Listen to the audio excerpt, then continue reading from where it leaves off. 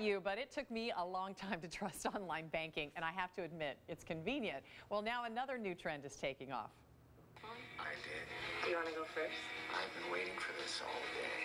Okay, this is Phil and Stacy. Introducing Chase Quick Deposit. So now you can pay your bills, put money in the bank, buy anything with your smartphone. And our tech expert, Dave Hatter, is here with some facts and some safety tips. Hi, Dave. Sheila, how are you? We're talking $1 billion in sales just in 1 year for Amazon on mobile devices. Yeah, it's pretty amazing, and they're predicting almost $600 billion in sales by 2016. That's incredible. So as we just saw in the commercial, now you can bank on your phone.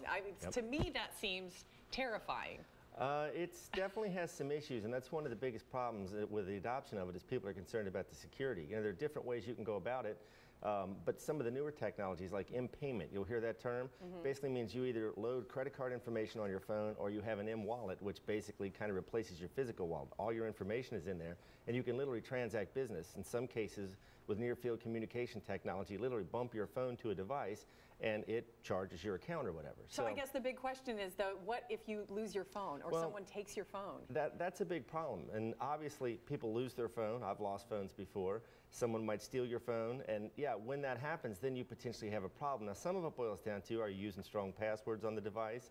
Some of it boils down to, what software are you using to do this and how secure is it? Is it encrypted? Because even if you have a strong password, that does not necessarily mean someone's not going to be able to hack into it. Well, because hackers are really smart. I mean, they figured out all this stuff, right? That's a good point, yeah. And they can use things like dictionary programs where literally every word in the English language is in a program, and the computer can test it very rapidly. So how do you protect yourself? If you do want this convenience, how do you protect yourself? Well, the first thing I would do is I would make sure I only work with some kind of well-known, reputable bank. If I were going to use this on my phone, which I can tell you I don't at this point, I think it's still in its infancy. I don't really trust it personally. And there's, again, the possibility you might just lose the phone or have it stolen.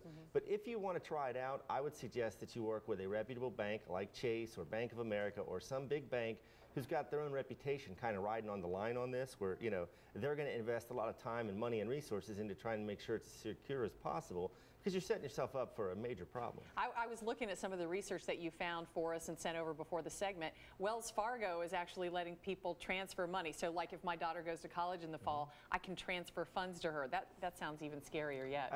It's some pretty interesting technology. Again, imagine that you have essentially your bank account loaded into your phone, and you can walk up and tap your phone to a device and pay for something. Well, if someone can steal your phone and can easily access the information in it, they could easily drain your account in a matter of seconds. You're not ready to use it. What should people wait for before maybe they're ready? Well, I think right now there's a lot of fragmentation in the marketplace. There's all these different technologies. You know, sometimes when people talk about this, it's just using a mobile phone to buy something from Amazon or wherever. It's no different than doing it from a browser, except you're doing your phone. But with some of these newer technologies like the M-wallet and the M-payment, where you literally have all this information on your phone and someone could steal your phone and literally have direct access to your account, it's pretty spooky. Again, I personally not up for it at this point.